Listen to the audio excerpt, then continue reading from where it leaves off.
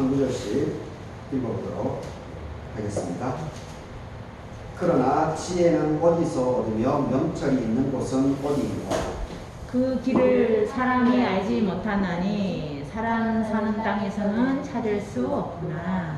깊은 물이 이르기를 내 속에 있지 아니하다 하며 바다가 이르기를 나와 함께 있지 아니하다 하느니라. 순금으로도 바꿀 수 없고 은을 달아도 그 값을 당하지 못하니 오빌의 금이나 귀한 청옥수나 남보석으로도 그 값을 당하지 못하겠고 황금이나 수정이라도 비교할 수 없고 정금 장식품으로도 바꿀 수 없으며 진주와 벽옥으로도 비길 수 없나니 지혜의 값은 산호보다 귀하구나. 구스의 한목으로도 비교할 수 없고 순금으로도 그 값을 헤아리지 못하리라. 그런즉 지혜는 어디서 오며 명철이 머무는 곳은 어디인가? 모든 생물의 눈에 숨겨졌고 공중의 새에게 가려졌으며 멸망과 사망도 이르기를 우리가 귀로 그 소문을 들었다 합니다. 하나님이 그 길을 아시며 있는 곳을 아시나니 이는 그가 땅 끝까지 감찰하시며 온 천하를 살피시며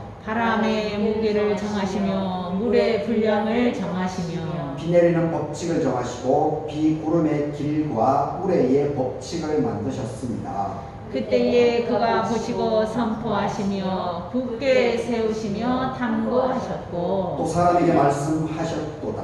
보라, 주를 경외함이 지혜고 악을 떠남이 명철이라. 아멘. 아멘. 417장입니다. 바울이 아덴에서 그들을 기다리다가 그 성에 우상이 가득한 것을 보고 마음에 격분을 해서 회당에서는 유대인과 경건한 사람들과 또 장터에서는 날마다 만나는 사람들과 변론을 해 어떤 에피쿠로스와 스토아 철학자들과 바울과 쟁론할 때에 어떤 사람은 이르되 이 말쟁이가 무슨 말을 하고자 하느냐고 또 어떤 사람은 이르되 이방 신들을 전하는 사람인가 보다 하니 이는 바울이 예수와 부활을 전하기 때문이다. 그를 붙들어 아레오각으로 가며 말하기를 내가 말하는 이 새로운 가르침이 무엇인지 우리가 알 수 있겠느냐. 그가 어떤 이상한 것을 우리 귀에 들려주니 그 무슨 뜻인지 알고자 하노라 하니 모든 아덴 사람과 거기서 나그네 된 외국인들이 가장 새로운 것을 말하고 듣는 것 이외에는 달리 시간을 쓰지 않으리더라. 바울이 아레오바고 가운데 서서 말하되 아덴 사람들아 너희를 보니 범사의 종교심이 많도다. 내가 두루 다니며 너희가 위하는 것들을 보다가 알지 못하는 신에게라도 그 새김탐도 보았으니 그런즉 너희가 알지 못하고 위하는 그것을 내가 너희에게 알게 하리라. 우주와 그 가운데 있는 만물을 지으신 하나님께서는 천지의 주제이시니 손으로 지은 전에 계시지 아니하시고 또 무엇이 부족한 것처럼 사람의 손으로 섬김을 받으신 것이 아니라 이는 만민에게 생명과 호흡과 만물을 친히 주시는 이심이라. 인류의 모든 족속을 한 혈통으로 만들어서 온 땅에 살게 하시고 그들의 연대를 정하시며 거주의 경계를 한정하셨으니 이는 사람으로 혹 하나님을 더듬어 찾아 발견하게 하려 하시는데 그는 우리 각 사람에게서 멀리 계시지 아니하더라. 우리가 그를 힘으로 살며 기동하며 존재합니다. 너희 시인 중 어떤 사람들의 말과 같이 우리가 그의 소생이라 하니 이와 같이 하나님의 소생이 되었은즉 하나님을 금이나 은이나 돌에다 사람의 기술과 도안으로 새긴 것들과 같이 여길 것이 아니니라. 알지 못하던 시대에는 하나님이 간과하셨거니와 이제는 어디든지 사람에게 다 명해서 회개하라고 하셨으니 이는 정하신 사람으로 하여금 천하를 공으로 심판할 날을 작정하시고 이에 그를 죽은 자 가운데서 다시 살리신 것으로 모든 사람에게 믿을 만한 증거를 주셨음이니라 하니라. 그들이 죽은 자의 부활을 듣고 어떤 사람은 조롱도 하고 어떤 사람은 이 일에 대하여 너의 말을 다시 듣겠다 하니 이에 바울이 그들 가운데서 떠나매 몇 사람이 그를 가까이 하여 믿으니 그 중에는 아레오바고 관리였던 디오누시오와 다말이라 하는 여자와 또 다른 사람들도 있었더라. 아멘. 아멘. 요한복음 8장입니다. 그러므로 예수께서 자기를 믿은 유대인들에게 이르시되 너희가 내 말에 관하면 참으로 내 제자가 되고 진리를 알지니 진리가 너희를 자유롭게 하리라. 그들이 대답하되 우리가 아브라함의 자손이다.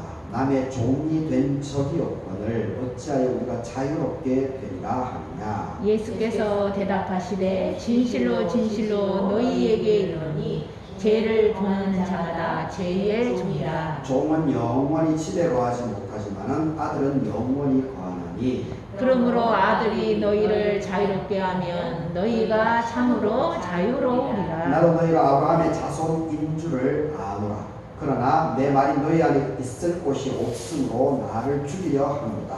나는 내 아버지에게서 본 것을 말하고 너희는 너희 아비에게서 들은 것을 행하리라. 아멘.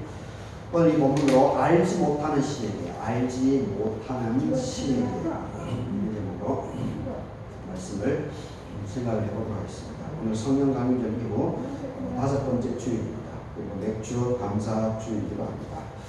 절기로는 하지 절기를 보내고 있습니다. 예배 참사하신 여러분에게 하나님의 은혜가 함께하기를 바라겠습니다. 교회력에 의해서 오늘 이제 맥주 감사 주일인데 이 맥주 감사절은 딱 6개월을 다 보내고 7월 첫 번째 주일에는 공식적인 감사 주일로 이렇게 지키는 날입니다. 그리고 또 추수감사제가 있죠. 추수감사제는 이제 우리 교단에서는 이제 원래 전통적으로는 미국의 전통이기 때문에 한국 기독교의 전통이 아니고 맥주감사제는 미국 기독교의 전통입니다. 그래서 미국 기독교에서 11월 넷째 주에 추수감사절이기 때문에 계속 보통 그렇게 해오다가 지금 뭐 다른 교단에서는 잘 모르겠지만 우리 교단에서는 현실에 맞게끔 한 주를 좀 당겼습니다. 한 주를 당겨서 11월 셋째 주에 추수감사 주일로 지킵니다. 근데 우리나라 문화를 보면은 사실은 추수감사절은 우리나라 추석하고 동일한 의미를 갖고 있습니다. 추석이죠. 근데 추석이라고 하는 것은 우리가 예수 그리스도를 하나님이 전도되기 이전에 우리의 고유한 이 전통이었기 때문에 여전히 이제 이 추수감사절 좀 미국화된 그 부분, 그 시기에 우리가 좀 이렇게 지켜나가는 그런 부분이 있습니다. 이렇게 좀 이런 부분들 이제 토착화에 대한 부분이라고 얘기하는데 자기 그 복음이 들어간 이후에 그 사람들이 살아왔던 삶의 방식으로 예수 그리스도를 이렇게 찬양하고 그리고 하나님을 섬겨나가는 그런 문화를 만들어 나가는 것 이런 것을 이제 토착화라고 얘기를 합니다. 근데 그런 부분에서는 저도 초반에 이제 와서 교회 와서 추수감사절 절기를 좀 지키는 시도를 해봤었는데 확실히 이 전통이라고 하는 것이 참 쉽지가 않습니다. 오늘 욥기서에서도 그리고 오늘 요한복음서에서도 그런 부분이 드러나고 있는데 이 오래된 이 습성, 이 문화 이것이 참 바꾼다라고 하는 것이 참 쉽지가 않습니다. 아무리 이 바르고 맞는다라고 한들 이것을 바꾸어 나가는 데는 엄청난 이 에너지가 소진된다고 볼 수 있습니다. 사실은 우리 예수님께서 십자가에 달려 돌아가신 것도 사실은 이 바로 유대인들의 모세 10계명, 이 10계명은 출애굽 이집트에서 탈출을 한 과정 이후에 하나님께서 모세를 시내산으로 불러내지 않습니까? 시내산으로. 그래서 이 모세가 그 높은 산에서 추우시구나. 또 권사님은 덥다고 그러시고 이럴 때는 어떻게 해야 될지 지혜로운지. 아니 노인을 위해서 꺼야지. 아, 그건 켜드려요. 근데 그 아버지 막 죽어 그 키모.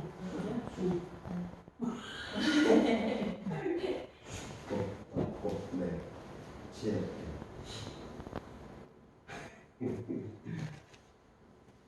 애기 굶겼네. 바람이 요거나는 거리만 안 가봐요. 모르겠어. 바람이 요거나는 나도 안 추워. 모를 거거든. 나 연습. 제가 지금 무슨 얘기를 했죠? 응. 맛있게요.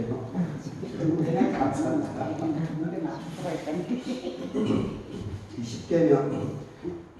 십계명이라고 하는 것은 우리 예수님께서 이제 정확하게 한 문장으로 정리를 했듯이 하나님을 사랑하는 것과 함께 내 자신은 기본이고 그리고 내 주변 이웃을 사랑하는 그 정신입니다. 이 하나님 사랑과 나와 함께 동시대를 살고 있는 사람들에 대한 배려, 사랑 이것이 가장 핵심입니다. 그런데 이것이 모세 이후로 이제 예수님 시절까지 쭉 시간이 흐르다 보니까 이제 사람들의 자기 관습, 사람들이 만들어 놓은 이 율법이 613가지 조항이나 됩니다. 그러면서 이 주일에 그 당시에 이제 안식일이었죠. 안식일에 하지 말아야 될 것이 금기사항이 엄청나게 많아졌습니다. 그래서 단적으로 이 돌담이 무너져서 사람이 거기 깔려서 죽어 나가는데도 불구하고 그것을 보고 몇 킬로 이상은 들지 못하게 그 안식일 규정이 되었기 때문에 그 죽어가는 사람을 그대로 보고 있게 되는 그런 일까지도 벌어지게 된 겁니다. 그게 사람들의 관습이 만들어진 겁니다. 그런데 예수님이 어떻게 합니까? 예수님께서 안식일 법을 의도적으로 어기죠. 그러면서 그 바리새인들을 중심으로 서기관 율법사들이 예수님에게 문제 제기를 하죠. 왜 법을 지키지 않느냐고, 율법을 왜 지키지 않느냐고. 그러니까 예수님께서 모세의 시내산에서 십계명의 그 근본적인 정신이 무엇인지를 당신들이 알고 있느냐 이렇게 반문을 하죠. 그러면서 하나님을 사랑하고 사람을 사랑하는 것이 바로 시내산에서 모세 오경의 가장 근간이 되는 십계명의 근본 정신이다. 이것을 자꾸 강조하죠. 그러면서 당신들이 만들어 놓은 것이지 이것은 하나님의 법이 아니다. 이렇게 정확하게 그 본질을 얘기를 하게 됩니다. 그러니까 이 바리새인들, 서기관들, 율법사들 이 사람들이 계속 내몰리게 되죠. 그리고 많은 대중들이 예수님의 그 해석이 맞다라고 지지를 하면서 따라붙으니까 그래서 대중들이 무서우니까 결국은 이 유대인들이 종교 지도자들이지 종교 권력자들 예루살렘 교회를 중심으로 하고 있었던 그 종교 권력자들이 어떻게 합니까? 세상 권력하고 결탁해서 예수님을 십자가에 죽여버리게 되는 그런 사건이 벌어지게 됩니다. 하여튼 이렇게 사람이 만들어 놓은 이 전통 이것이 참 지금도 동일합니다. 지금도 참 많은 부분들이 있습니다. 이게 우리의 생각들입니다. 생각들. 이것이 옳다라고 자꾸 생각하면서 하나님의 법을 하나님의 말씀을 해석을 곡해를 시킵니다. 그러면서 자기의 인간적인 그리고 그 시대 몇백 년의 그 삶의 가치관 이것을 하나님의 이름으로 성경으로 이것을 합리화시켜서 참으로 이 진리를 오늘 요한복음에 이제 진리가 너희를 자유케 한다고 얘기하는데 정말 참된 진리, 진실 이것을 추구해 나가는 사람들을 자꾸 제거해 나가는 거죠. 결국 이렇게 되면 세상 망하게 돼 있습니다. 하나님의 그럼에도 불구하고 하나님께서는 살아 계시기 때문에 이러한 것을 이 굴곡을 계속해서 소수일지는 모르겠지만 그 사람들을 들어서서 이 세상을 밝혀나가고 있다라고 하는 것이 신구약 성경 66권에서 강조하고 있는 이 부분이다라고 하는 것을 우리가 잘 새길 필요가 있습니다. 하여튼 이 맥주감사절은 교회에 대해서 공식적으로 상반기 6개월을 전체를 이렇게 돌아보면서 감사한 마음을 다시 한번 새겨라라고 하는 그런 의미에서 지금 이제 보리 밀농사를 짓지 않음에도 불구하고 이 맥주감사절기는 계속 지키고 있는 참 나름대로 의미가 있는 절기다 그런 생각을 해보게 됩니다. 그래서 우리가 늘 항상 더 중요한 것은 우리가 매일매일의 상황 속에서 순간순간의 상황 속에서 이 감사한 마음을 놓치지 않는 것이 사실은 더 귀하죠. 그런데 이것이 이제 잘 훈련이 안 되다 보니까 이렇게 강제적으로 이렇게 절기상으로 한 번이라도 좀 생각하라고 이런 교회의 장치를 만들어 놓은 줄 믿습니다. 그래서 오늘 이 욥기는 그 예수님 태어나기 500년 전입니다. 500년 전에 이제 500년 전에 쓰여진 이건 이제 지혜 문학이다라고 이제 얘기를 하죠. 문학입니다. 문학. 이게 참 우리가 하나님의 말씀을 이해를 함에 있어가지고 지금은 우리가 쉽게 영화는 영화 나름대로 그 만드는 기법들이 있죠. 그리고 드라마는 또 드라마 나름대로의 그 기법들이 있습니다. 그리고 문학은 또 문학 작품으로서의 그 나름대로 그런 그 영역이 있죠. 그리고 이 다큐멘터리는 그 사실 실제 있었던 역사적인 팩트를 중심으로 이렇게 또 다큐멘터리가 만들어지지 않습니까? 그 나름대로 이 장르별로 그 특이성이 다 있습니다. 근데 우리 한국 기독교는 이게 성경을 무조건적으로 하나님의 말씀이다. 그리고 1.1핵도 잘못된 게 없다라고 하는 이 사람들의 생각을 이렇게 교류화시킨 그런 부분에 여전히 이렇게 매여 있습니다. 성경이 이제 하나님의 말씀이라고 하는 것은 부정할 수가 없죠.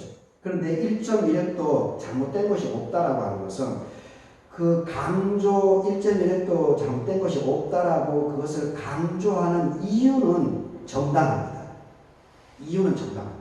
그만큼 성경 66권에 대해서 거기에 하나님이 어떤 분이신지, 하나님께서 어떤 속성을 갖고 있는지, 그리고 하나님께서는 어떻게 역사에 나가는지, 그리고 하나님의 쓰임받는 사람은 어떤 삶을 살아야 되는지, 이러한 것들이 66권에 다 이렇게 기록이 되어져 있기 때문에 1.1핵도 무오하다, 잘못이 없다. 그 정신을 우리가 받아들여야 됩니다. 하지만은 성경의 1.1핵이 절대 무오하지 않습니다. 틀린 것이 얼마나 많은데.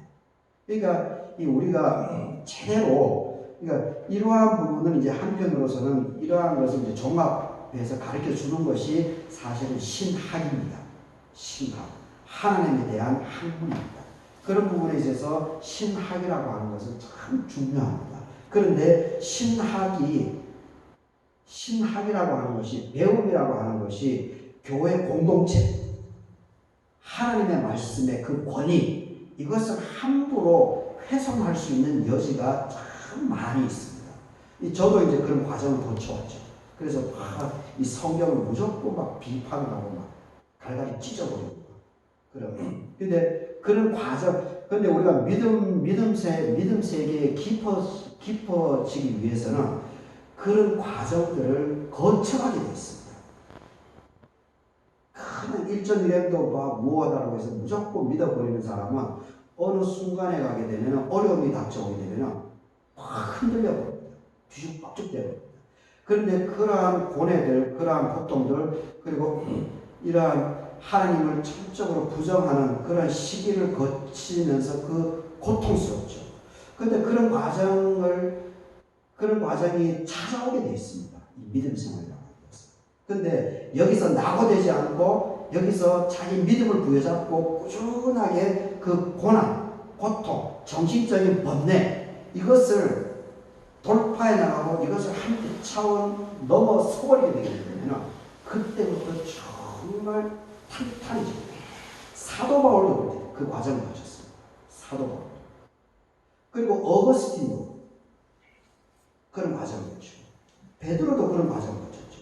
성경에 나와 있는 모든 인물들이 전부 다 그런 삶의 역경들, 이러한 그 정신적인 방황 시절 이런 것을 다 거치게 됩니다. 믿음 안에서 하나님에 대해서 부정도 하게 되고 젊은 시절에. 그런데 점점 이게 연륜이 깊어져 가고 믿음 세계가 이렇게 삶을 살아가다 보니까 그럼에도 불구하고 하나님은 있어. 하나님의 역사하심을 나는 알게 됐어. 체험하게 됐어. 그래서 하나님을 고백하면서 모든 삶의 상황을 하나님의 기준으로 판단을, 하나님의 기준이라고 하는 것은 결국은 성경이죠. 하나님의 말씀입니다. 하나님의 말씀을 중심에 두고 해석을 하고 이렇게 가치 판단을 하려고 하는 훈련들을 이렇게 갈망하는 것을 보게 됩니다. 그때서야 정말로 진짜 그것이 믿음의 사람이다라고 할 수가 있습니다. 그래서 우리가 하나님의 이 말씀을 잘 이렇게 받아들이고 잘 해석하는 이러한 훈련을 꼭 할 필요가 있는 겁니다. 그래서 이제 주일 예배를 통해서 이렇게 나름대로 이 설교라고 하는 이러한 장르가 만들어진 적이 있습니다. 어떤 이 엽기서 같은 경우는 예수님이 태어나기 500년 전에 오게 되는데, 근데 이 욥의 이 중요한 것은 뭐냐면 오늘은 이제 12절하고 12절하고 그리고 20절에 동일한 문장을, 같은 문장을 이 욥이 쓰고 있습니다. 지혜는 어디서 없고 명철이 어디에 있는가? 지혜는 지혜를, 우리 사람들의 이 지혜를 내가 어떻게 얻을 수 있을까? 그리고 명철이라고 하는 그것이 과연 어디에 숨어 있는가? 20절에도 그런즉 지혜는 어디서 오고 명철이 머무는 곳은 어디인가? 이렇게 동일하게 두 동일한 그 문장을 같이 이렇게 쓰고 있습니다.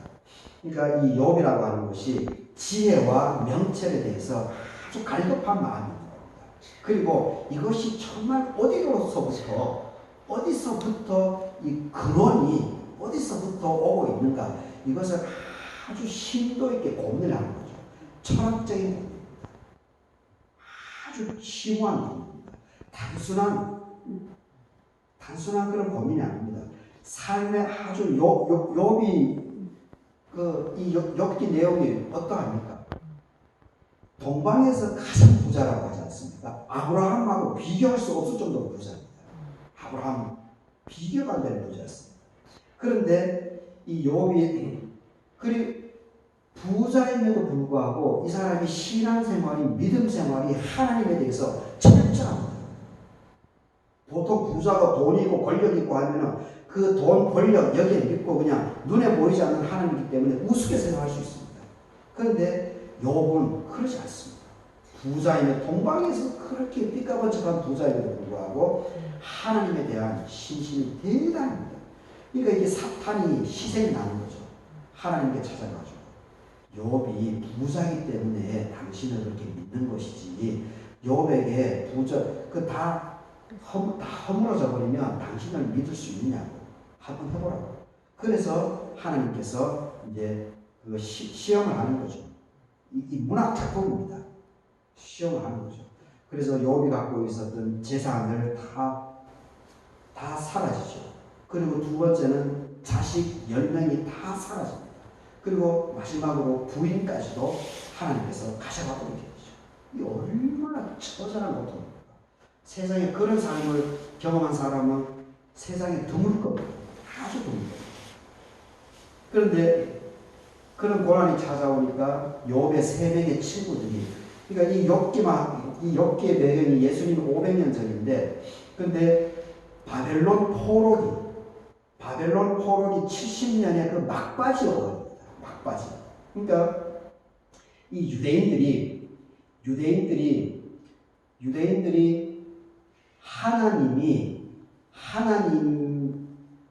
하나님에 의해서 모든 것은 의롭다라고 생각하고 있었습니다. 모든 것은. 그래서 그 의인이 인정을 받고, 그리고 악을 행하는 사람은 하나님께서 벌을 준다라고 하는 그런 전통적인 고정관념, 그런 생각을, 사고방식을 갖고 있었던 겁니다. 그런데 시간이 지나면 지날수록, 그리고 바벨론 포로기는 이거는 이해를 못하는 겁니다. 그렇죠. 하나님을 믿는 유대인들인데 어떻게 하나님께서 자기 백성들을 사랑해 줘야 되는데 어떻게 이방인 바벨론을 붙여가지고 예루살렘 성전까지도 파괴시켜버리고, 그리고 하나님의 자식들을 포로로 끌려가서 식민지 생활을 해버립니다. 이게 하나님이 살아있고 하나님을 믿는 그 백성들의 이 황당한 것이 절대 이해가 안 됩니다.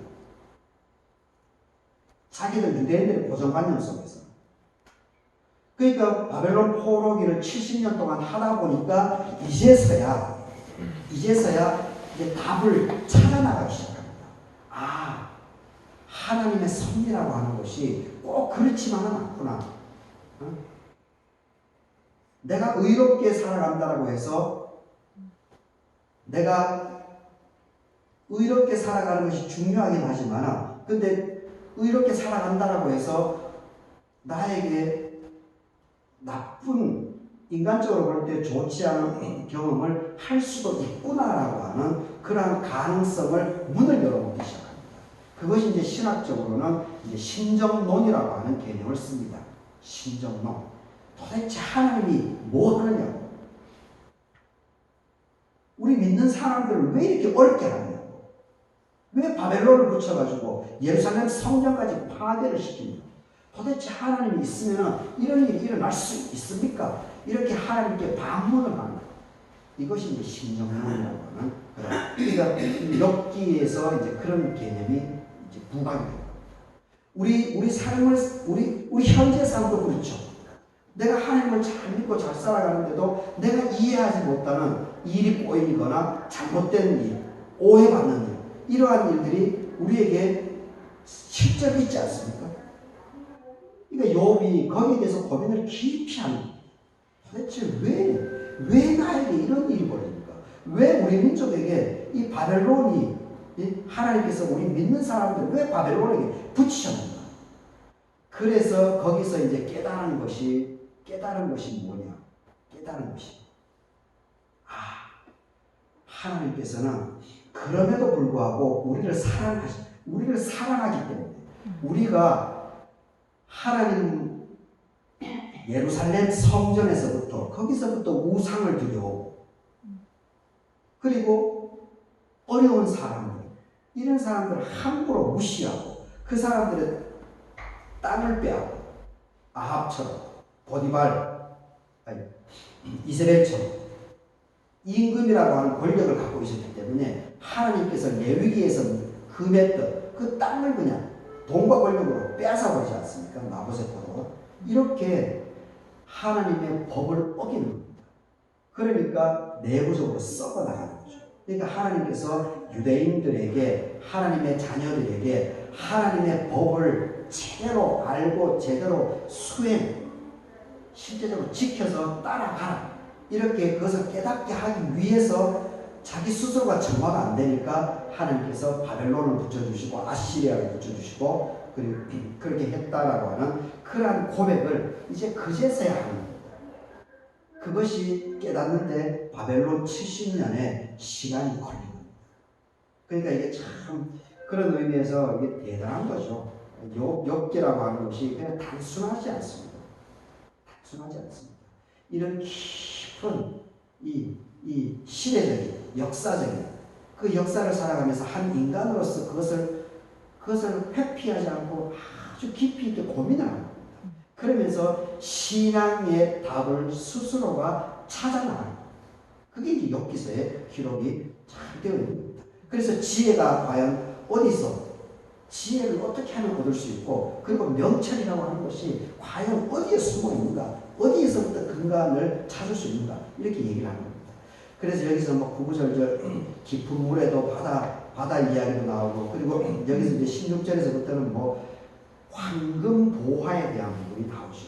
이 황금 보화는 그 당대에 그 유대 사회 주변에 있었던 최고를 언급한 겁니다. 순금, 오빌의 금, 귀한 청옥수, 남보석, 정금, 장식품, 황금, 수정, 진주, 벽옥, 산옥, 구세, 황옥. 이거 전부 다 그 당대에 최고로 얘기하는 거예요. 우리 시절에 지금 최고로 얘기하는 게 뭐가 있습니까? 지금 그랜저도 뭐 아니라고 하는데, 그랜저, 현대에서 그랜저 말고 또 뭐가 나왔다는데, 차. 회사를 특별히 또 운영한다고요. 하여튼 차는 그런 겁니다. 하여튼 지혜, 명철, 구수의 황호 이걸로도 안 된다는 거예요. 그래서 결국은 마지막에 욥이 자기가 최종적으로 고민하고 이 산전수전을 거치면서 이 오랜 시간을 혼자서 이렇게 고민하면서 많은 생각을 했겠죠. 그리고 세 명의 친구들은 야 그래도 너가 다른 사람들이 모르는 여전히 고정관념에 박혀 있는 겁니다. 세 명의 친구들 여전히 하나님의 의에 대해서 단순한 그 하나님의 의에 대한 이야기만 하는 겁니다. 그 복잡한 그 하나님의 의의 과정 이런 것을 싹 빼버리고 그냥 단순한. 그래서 너는 뭔가 모를 너 하나님과 너의 어떤 잘못된 관계가 있을 거야. 그게 막 욥이 미치는 거죠. 자기는 아무리 둘러봐도 그러지 않는데. 그러니까 그 친구들 뭐 자연스럽게 멀어질 수밖에 없죠. 이해를 못합니다. 깝깝한 얘기만 하는데 그 사람들 왜 만납니까? 내가 자꾸 스트레스를 받는데 와서 정말 그냥 공감만 해주든지 아니면 군더더기 없이 말하지 말고 아 그래요 난 모르겠어 요 너 정말 힘들겠다 너 내가 기도해 줄게 이 정도만 하면 되죠.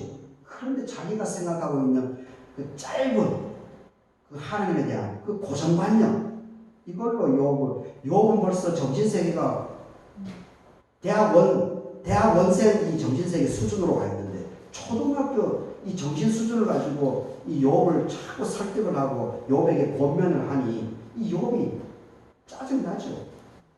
그러니까 그 친구들하고 다 멀어지고 그리고 그 사람들의 마음 맞지도 않고 결국 그래서 욥이 스스로 답을 끝끝내 찾아냅니다. 그래서 마지막으로 28절에서 이 고백을 얘기합니다.